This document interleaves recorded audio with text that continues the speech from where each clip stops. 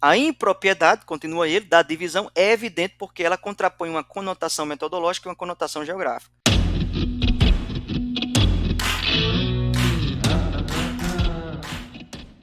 Eu quero só fazer uma observação em relação a essa frase aqui. Uma divisão da filosofia contemporânea que teve muito sucesso, apesar de sua impropriedade, ou talvez por causa dela, é feita entre filósofos analíticos e filósofos continentais. A impropriedade, continua ele, da divisão é evidente porque ela contrapõe uma conotação metodológica e uma conotação geográfica.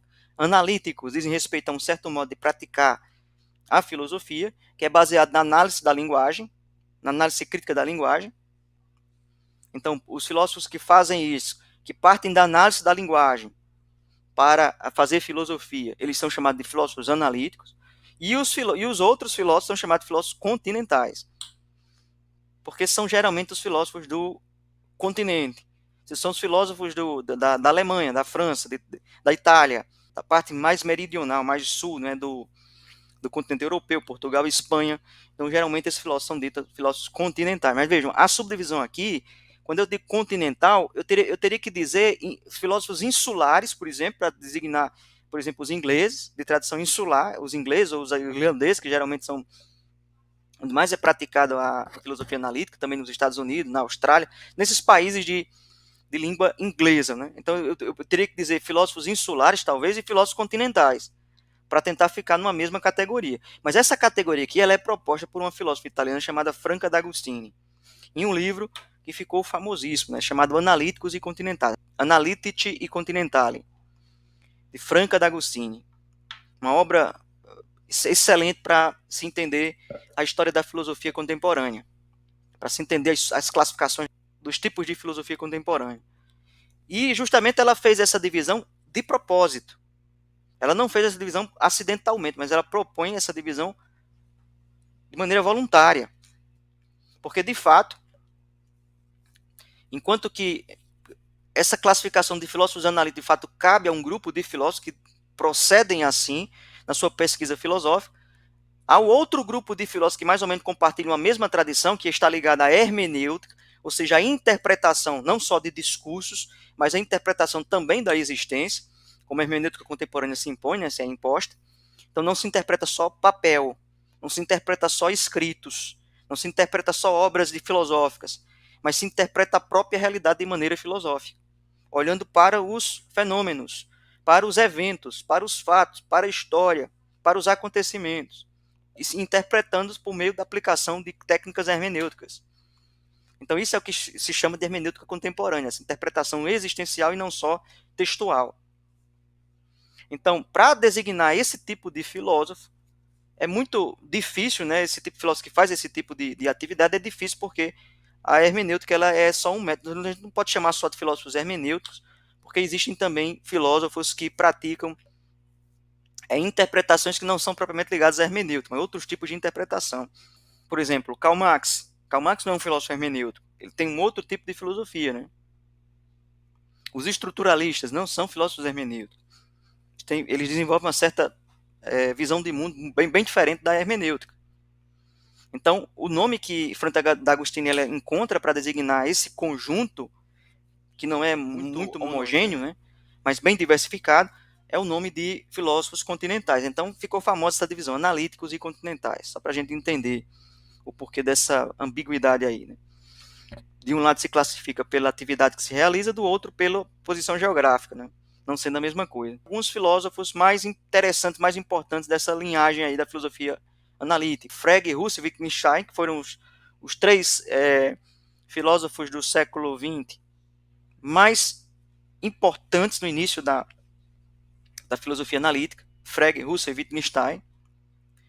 E todos os que praticaram a seguir, praticaram a filosofia analítica na sequência, de Carnap, Aquine, Davidson, de Austin, Riley, Strawson e Huygens.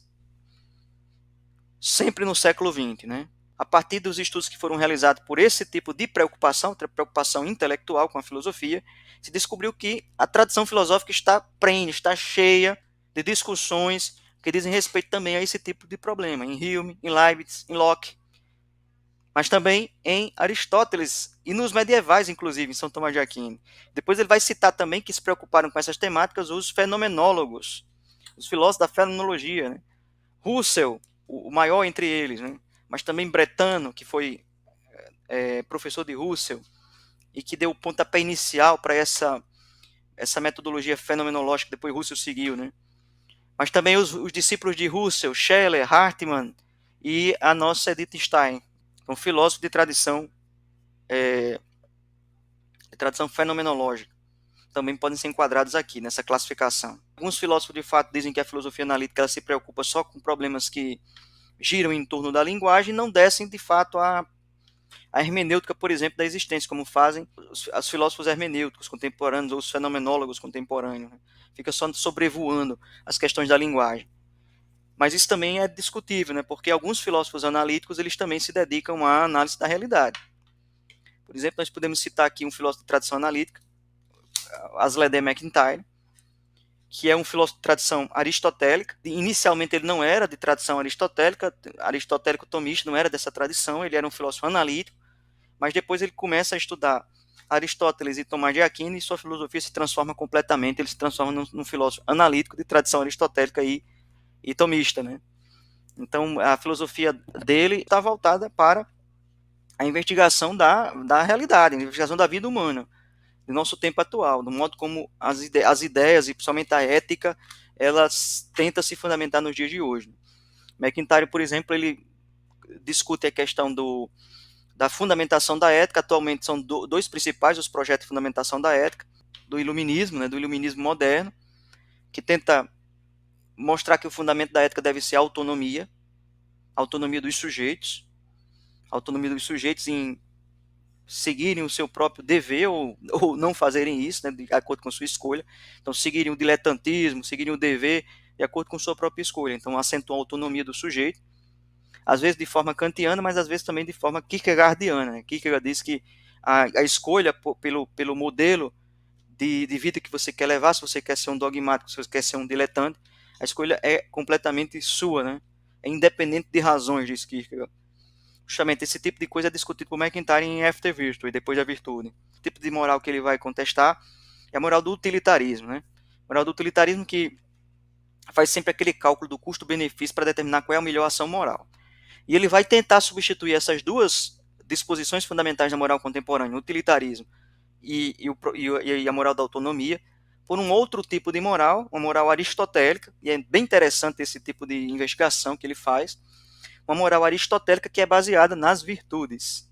Então, MacIntyre diz que o que aconteceu na época contemporânea foi que a tábua da imoralidade, a tábua dos preceitos morais, ela continuou sendo válida, mas só que nós perdemos, nossa cultura, ela perdeu as narrações que davam sentido a essa tábua de valores. Então, nós ficamos só com as obrigações, sem saber por quê, sem saber como justificá-las, porque nós perdemos essa justificação. Nossa cultura perdeu isso, ela se esvaziou desse tipo de justificação.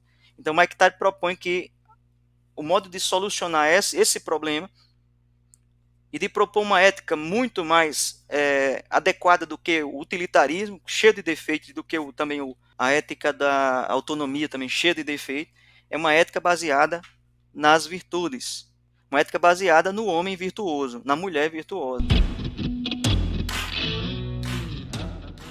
Se vocês gostarem do nosso conteúdo, dê o seu like, se inscrevam e compartilhem os nossos vídeos.